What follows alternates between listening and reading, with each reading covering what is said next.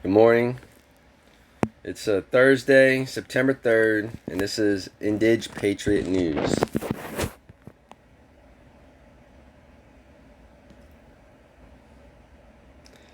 Florida man charged with assaulting officer in vicinity of Rand Paul. This is a completely right-biased article because I guess the left doesn't even want to entertain this man's idiocy. The U.S. Attorney Office for the District of Columbia charged a 27-year-old man from Florida on Wednesday with one count of assault for attacking a Metropolitan Police officer on the final night of the Republican National Convention. As it should be, if you assault somebody, you should be arrested. Federal prosecutors alleged that Brennan Sermon of Orlando was in the vicinity of a scuffle between Senator Rand Paul and angry writers who hurled insults at him and his wife, Kelly Ashby Paul. So let me clear something up. In none of the videos do I see any kind of physical altercation. Yelling insults is not a scuffle. It's a sticks or stones may break my bones kind of issue. And if you're a senator, especially a senator who happens to be shitting on our institutions, then maybe you should get a thicker skin, son. One of the brave DC cops who likely saved Kelly and me was assaulted by one of the violent mob, Paul tweeted following the arrest. The attacker was arrested and charged with assault, then released. If you're looking for him, maybe try Kenosha. You are such a shithead. That's just it. Twitter can't ban me for saying that. Acting U.S. Attorney Michael Sherwin said the Sermon was in the vicinity of the Kentucky Statesman on Friday in a statement released by the Department of Justice on Wednesday. The responding officer suffered a severe laceration above his left eye and received stitches at a local hospital. The part that's actually relevant is the fact that a man assaulted an officer and was arrested for it, okay? That's justice served.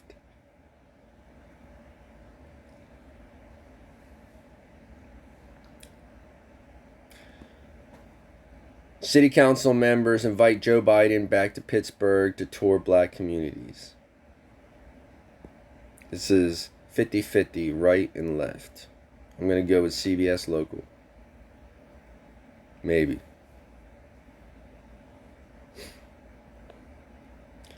Councilman Ricky Burgess and Daniel Lavelle are inviting Joe Biden back to Pittsburgh. In a letter, they asked Biden to visit Pittsburgh's black neighborhoods and see the challenges black people face in Pittsburgh. They also wanted to support the city's Black Pittsburgh Matters resolution and prioritize rebuilding black communities.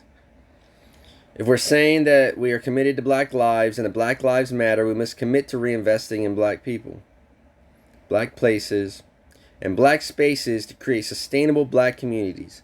We must rebuild black communities for black people, by black people, with our partners and allies, Burgess said. Pittsburgh is one of America's most livable cities, is simultaneously one of the worst places in America for black people. I have not studied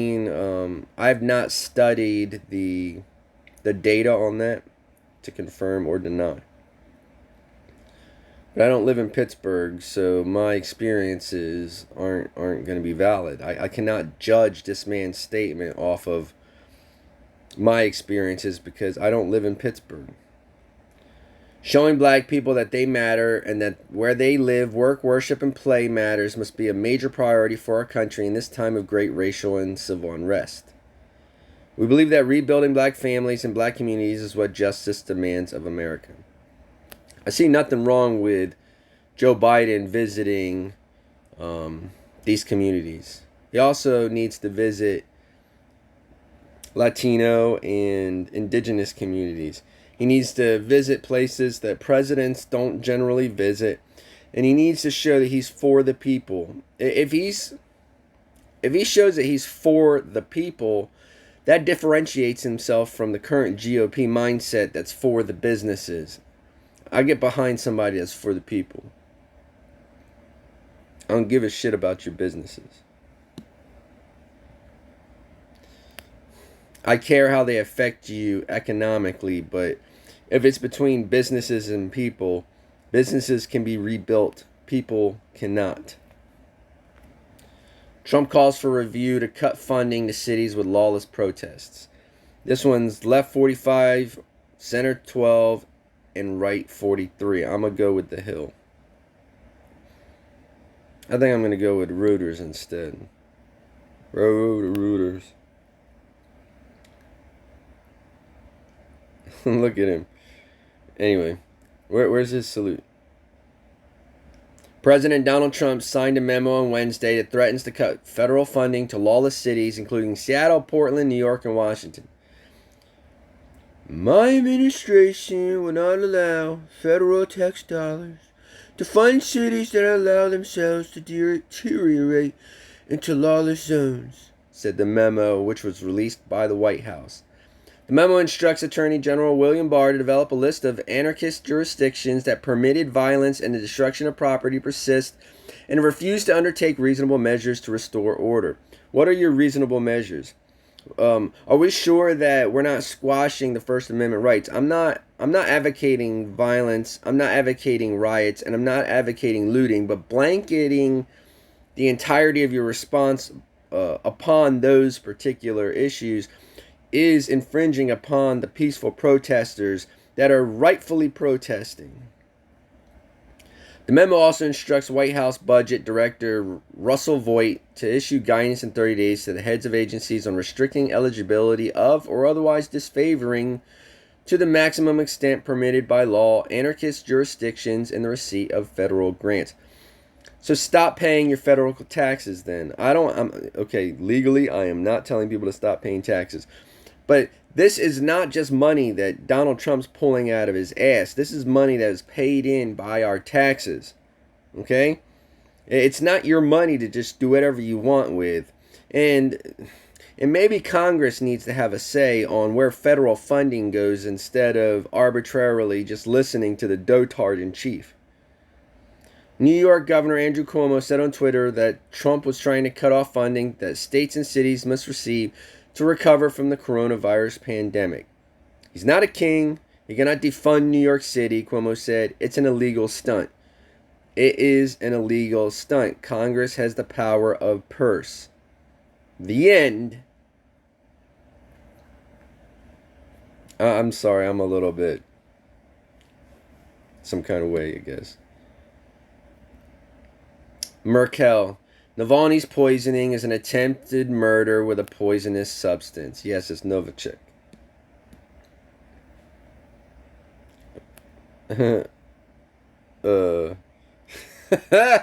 No, we're not going to go with the one that's in Cyrillic.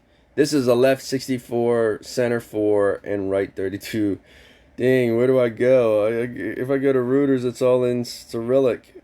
Is there a language thing here? Let's see if I can translate this.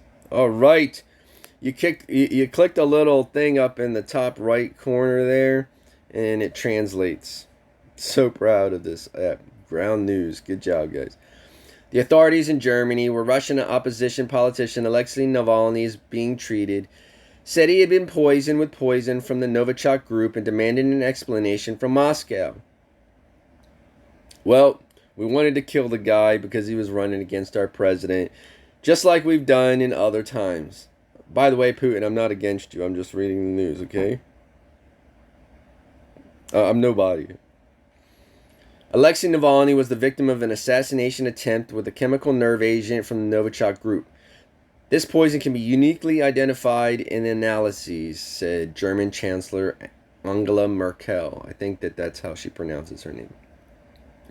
Merkel said it was an attempted assassination of a leading Russian opposition figure, adding that Russia would have to answer difficult questions in this regard. I don't think that they're going to answer any questions, okay? That's not what dictators do. Toxicological analyses of Navalny's blood carried out in a German military laboratory. I was going to say laboratory. Water. Indicated unequivocal evidence that he was poisoned by Novichok according to a statement by the German government spokesman Stefan Siebert. He said that Germany strongly condemns the poisoning, will inform the EU and NATO about it, and discuss a joint response. Navalny was admitted to a clinic in Omsk when he returned to Tomsk to Moscow on August 20th, and 2 days later was in a coma and was transported to the Charite clinic in Germany for treatment. According to his entourage, a critic of the Kremlin and government corruption could have been poisoned while drinking tea in an airport cafe shortly before boarding the plane. Okay, the Charite clinic reported Navalny remains in intensive care in a serious condition and is connected to a ventilator. Doctors say the treatment can take a long time and the poison itself can have long-term consequences for the health of the oppositionist. Okay, so there's a good book called From Russia with Blood that discusses this as a pattern of things that has happened to those in opposition. Again, I'm good. Okay, I'm way over here where I am. I can't harm you. I do not need to dine on Novichok. In any case, the Russian-developed Novichok poisonous substance, according to British authorities, was used to poison former GRU Colonel Skripal and his daughter in March 2018 in Salisbury, UK. Moscow has consistently denied any involvement. So what happened was these two assassins from Russia fly in with the Novichok in a perfume container, and I guess they spray the door handles of Skripal's house, and he contacts it, and he contacts his daughter, and they kind of like they fall over in convulsions in the middle of a park. Help is getting to them, and they're able to be rescued at that time. But the assassins threw away the perfume bottle in the trash can, and so this guy notices it sitting there, and he picks it up, and he's like, "Man, this looks like a really expensive perfume bottle," and he takes it home to his wife, where they utilize it, and it kills him. Okay, this is what happened. Does it seem too far from something that would happen here? I think not. All right, here we go. The next article is going to be about the media trying to smear something, not smear something. If the guy posted the things that he posted, then, I don't agree with what he had to say. But it's irrelevant to the actions taken by police. Jacob Blake Sr., father's Facebook post draws scrutiny before Biden meeting. 50 Center, 50 Breitbart. Propaganda. Jacob Blake Sr., the father of Jacob Blake, the man who was shot by a Kenosha, Wisconsin police officer, is scheduled to meet with Democratic presidential candidate Joe Biden in Wisconsin. That visit has ignited scrutiny over Blake Sr.'s Facebook posts. These posts show anti-Semitic comments such as saying the Jews control the media, repeatedly refer to white people as crackers and pinks or pink toes, trash the Christian church, and refer to some women as hoes. In one post, he wrote, "Fresh out of Facebook penitentiary, I say, F the white man." In 2019, he captioned a graphic that reads, "White Jesus exposed as the biggest fraud unleashed on the planet," with the following: "Crackers have never told the truth, diabolical liars." The posts date to 2019 and 2018. Okay, so did those posts get Jacob Blake Jr. shot? Do those posts have anything to do with this issue at all? No. They are freedom of speech posts. I don't agree with them. I don't like that they were stated. In fact, I would probably report them if I came across them on Twitter. I don't want to say probably. I would definitely report them if I came across them on Twitter. But they are acting as a deflection from the actual issue. They're nothing. Sticks and stones, as I stated earlier, okay? Bullets hurt worse. Let's worry about the actual issues at hand and stop with this sensationalizing deflection. It's stupid. And it is not justice. This is part of what's being protested. Every time something happens where somebody tries to take control and work for what's right, it has to be a smear campaign.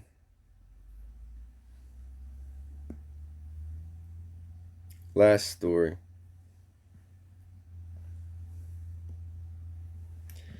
Death of black man hooded by U.S. police investigated. I'm going to go with the center one. I don't know what RTE is. Maybe it's Russian news. I'm not saying that to be a jerk. I'm just saying that to be because Sputnik is down there too. The thing is that I've already read articles like these on another source, and this is the source that I currently have for ground news. New York State's Attorney General is investigating the March death of a black man after video footage emerged this week of him being hooded by police and forced face down in a road. Daniel Prude's death became public after his family held a news conference yesterday as outrage mounts in the U.S. over the police treatment of black people across the country. Mr. Prude, 41, died a week after being detained, but relatives and other activists have called for legal action against the officers involved.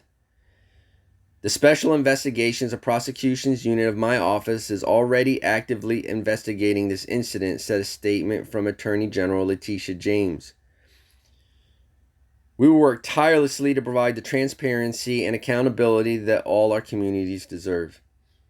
Mr. Prude's brother told reporters he called police to take his brother into custody on the 23rd of March after he suffered a mental health episode. That's part of the issue is, yes, I think that police should be present in order to provide security, but mental health officials should be the ones, in my opinion, that respond to mental health issues. They're trained on this, okay? Treating a mental health issue as a general arrest of somebody that doesn't want to comply, to me, does not seem appropriate because it's about intent as opposed to not being able to control yourself. According to police body cam footage made public Wednesday, when officers arrived, Mr. Prude was unarmed and naked in the road. Police ordered an initially compliant Mr. Prude to get on the ground, but after being handcuffed, he became increasingly agitated before officers put a spit hood on him and forced his head to the ground. So, spit hoods are designed to, obviously they're designed to keep people from spitting on you, and it's a common thing that you see, in jails and things like that. They're criticized because of this kind of issue, actually. He lost consciousness and officers tried to resuscitate him before he was taken to hospital, but he died a week later when life support was switched off. According to Rochester Democrat and Chronicle, an autopsy called the death a homicide caused by complications of asphyxia in the setting of physical restraint. Sounds familiar. The report also noted a low level of the drug PCP in Mr. Prude's blood, listing it as a complication. So the right, I'm going to guess, is going to completely focus on the PCP and ignore the fact that a hood was placed on his head and his face was pushed into the dirt and he was naked. Low level of the drug PCP. He was treating inhumanely and without dignity, community organizer Ashley Gant was quoted as saying to the newspaper. These officers killed someone and are still patrolling in our community. Since the death of George Floyd in May at the hands of a policeman in Minneapolis, that's not how it's written, several U.S. cities have been rocked by protests under the umbrella of the Black Lives Matter movement. Opponents of the movement have also protested, frequently leading to violent clashes and pushing law and order high up the agenda for November's presidential election. So, we need better training. We need to reevaluate some of the ways that we interact with the community when they are being unruly or in otherwise a quote unquote danger to themselves or others. We need to look at compassion in our responses, measured with protection. But the man's unarmed, okay? And you're pushing his face down with a hood on it. What do you expect? That's how you smother somebody with a pillow. It's not rocket science. Do I think that the police intentionally killed the man? I wasn't there. Okay? But I can see both sides of that argument.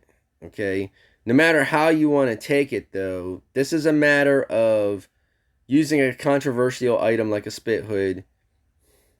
I have to state this though. March the 23rd was when the coronavirus was like right starting, not literally that date, but as it was taking off in New York, so people were afraid of coronavirus infection and things like that.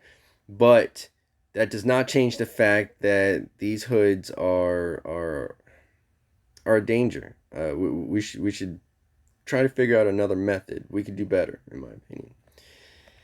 In any case, that's my rambling news for the day. Hope you enjoyed 21 minutes. I'm at WIKWEKO on Twitter, IndigenousPatriot.com. If you liked, please subscribe and share. Every bit that you do helps push me forward, and I appreciate it. Thank you.